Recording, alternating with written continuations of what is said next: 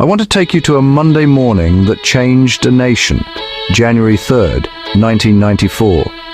For millions of black South Africans, this wasn't just a date, it was the day a paper barrier finally broke. Here's the quick story.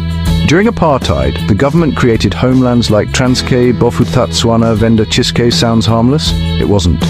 A law in 1970 pushed black South Africans into these areas and said, "You belong there," which meant you no longer belong here.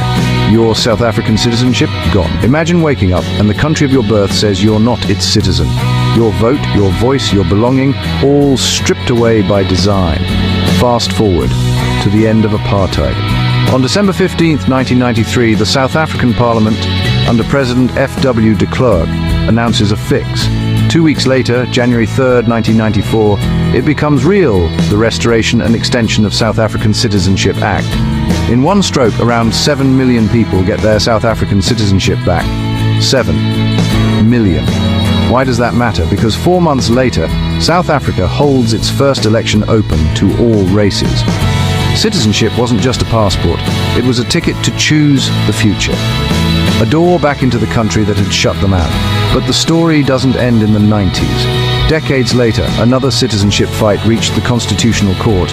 In 2025, the court struck down a rule that had quietly cost thousands their South African citizenship when they took another nationality. The judgment restored what they'd lost, and a new portal launched to help people reclaim it. So what started on January 3rd, 1994, wasn't a single moment. It was a promise that belonging can be rebuilt and rights can be returned. Citizenship is more than a document. It's identity, dignity, and power. If you've ever felt invisible, remember this day.